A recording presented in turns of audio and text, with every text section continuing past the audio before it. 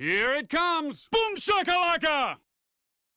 E aí galera, bom dia, mais um vídeo está começando e o assunto de hoje são os Box Scores. Vocês sabem que é um Box Score, é aquela tabelinha que eles disponibilizam aos finais dos jogos, mostrando toda a pontuação, todas as estatísticas de cada jogador na partida, pontos, rebotes, assistências, roubadas de bola, tocos, turnovers, lances livres, arremessos, enfim. Cada vez mais os box scores estão mais complexos, mas não foi sempre assim. Os box scores antigos, lá no início da NBA, eles mostravam pouquíssima coisa, eles mostravam os lances livres cobrados e acertados, eles mostravam a pontuação final do jogador e eles mostravam o número de cestas feitas, que dava para deduzir por eliminação, tendo os lances livres acertados e a pontuação final. Só existia a cesta de 2 pontos, o número de cestas feitas dava para deduzir. Em alguns box scores específicos, dizia também quantos arremessos o jogador tentou, dizia também o número de faltas, e em alguns box scores dizia o número de rebotes ou o número de assistências, ou às vezes só de alguns jogadores e não de todos,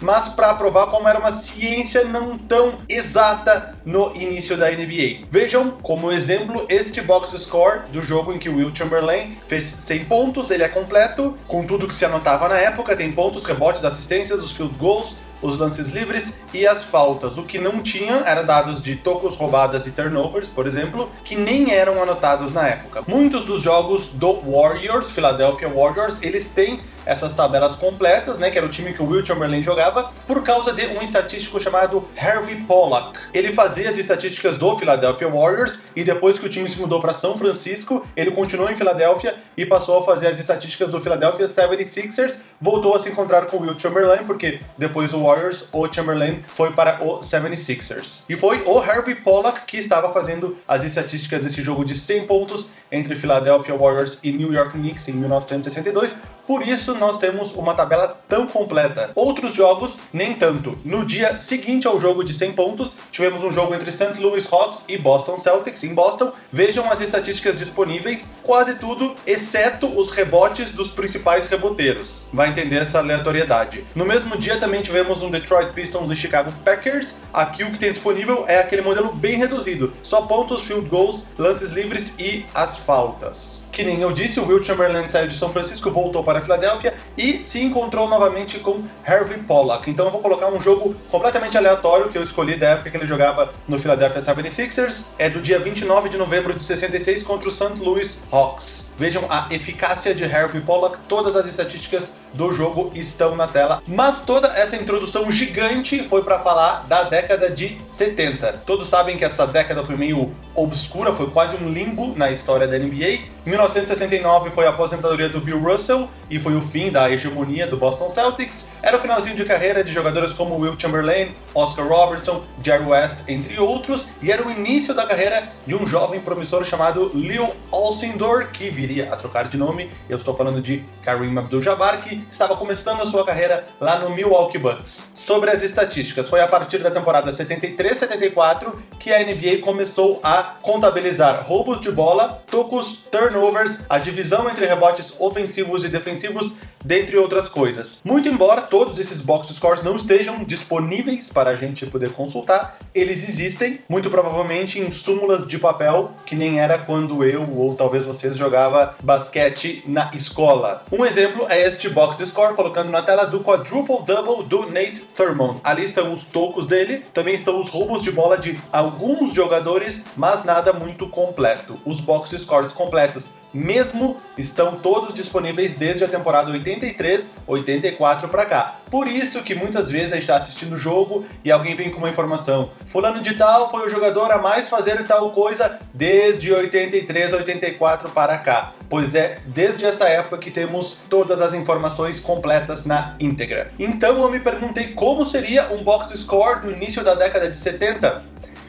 Se a montanha não vem até Maomé, Maomé vai até a montanha. Então eu decidi fazer o meu box score de um jogo da NBA do início da década de 70 e eu fui aí na internet atrás de algum jogo completo que eu pudesse assistir e fazer toda a minha tabela de estatísticas ao final da partida. Eu encontrei este jogo entre Milwaukee Bucks e Los Angeles Lakers no dia 9 de janeiro de 1972. O Milwaukee Bucks era o atual campeão da NBA e o Lakers vinha de uma sequência de 33 vitórias seguidas, que até hoje é a maior sequência da história da NBA. Os Lakers tinham Wilt Chamberlain e Jerry West, mais em final de carreira, tinha também outros ícones como Happy Hairston e o Gil Goodrich. E o Milwaukee Bucks, que nem eu falei, tinha o jovem Kareem Abdul-Jabbar, tinha um já não tão mais jovem Oscar Robertson. E esse jogo completo estava na internet porque passou certa feita na NBA TV, alguém ripou e subiu na internet pra nós. Eu comecei a assistir o jogo e fazer o lance a lance, né? Fulano de tal arremessou, fulano de tal pegou o rebote, fulano de tal cometeu um turnover. Eu fiz durante todo o primeiro tempo o play-by-play do jogo, mas estava demorando muito tempo, estava demorando mais de 2 horas em cada quarto. Então, na segunda metade do jogo, eu parei de fazer o play-by-play e comecei a marcar as estatísticas no estilo tabela e quadradinhos, assim, ó. Porque eu tava demorando muito para escrever todas as estatísticas, então eu fui fazendo tabelas, marcando os quadradinhos, e no final eu simplesmente somei tudo para finalizar esta tabela do box score de Milwaukee Bucks e Los Angeles Lakers. Então eu estou colocando na tela, nesse instante, quem está vendo no celular coloque em HD e coloque na tela cheia, quem está vendo no computador coloca pelo menos na tela cheia para poder enxergar tudo com detalhes. Eu vou fazer algumas observações nesse box score. Primeiro, a gente nunca sabe quantos tocos o Wilt Chamberlain dava naquela época, porque ninguém contabilizava oficialmente. Nesse jogo específico, contra Kareem Abdul-Jabbar, ele conseguiu 7 tocos. Como ele fez 15 pontos e 14 rebotes, faltaram apenas 3 tocos para ele conseguir um triple-double. Número 2. Oscar Robertson, o senhor triple-double, não conseguiu desta feita, ok? Ele já estava mais para o fim de carreira, assim como o Wilt Chamberlain. Foram 17 pontos, 6 rebotes e 12 assistências, sendo 8 assistências dessas apenas no último quarto. Número 3, vejam como os times batem bem lances livres, 85% para o Lakers, 92% para o Milwaukee Bucks, muito além das nossas médias atuais, né? Fica aí uma lição para o basquete moderno, para quem acha que os times atuais ganhariam de lavada dos times de antigamente.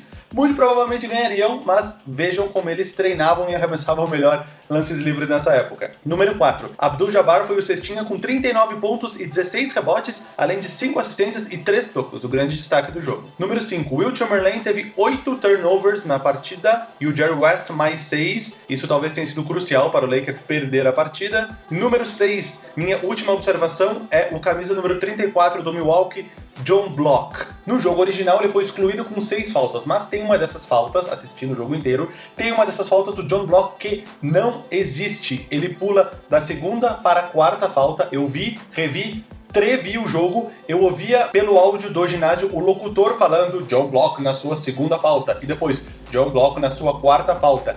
Não existe a terceira falta do John Block, foi contado errado.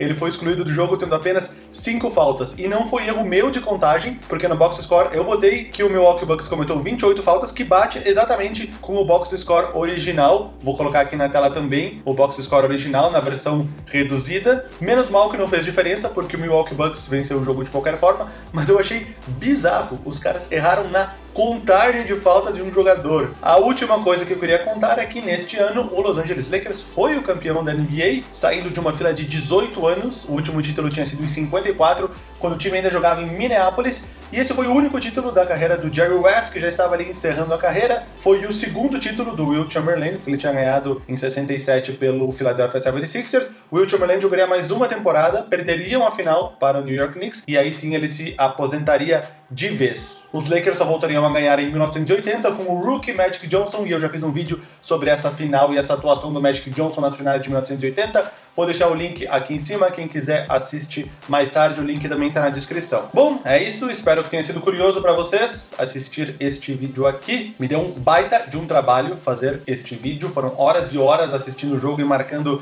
tracinhos em todas as tabelas.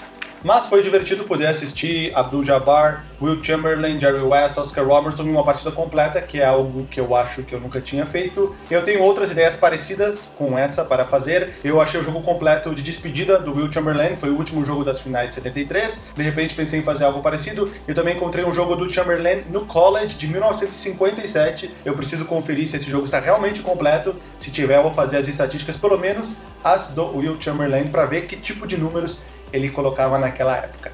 Feito! Mais uma vez, muito obrigado a quem está assistindo aqui o Boom Shakalaka. Nos vemos no meu próximo vídeo. Eu deixo aqui um grande abraço e até lá!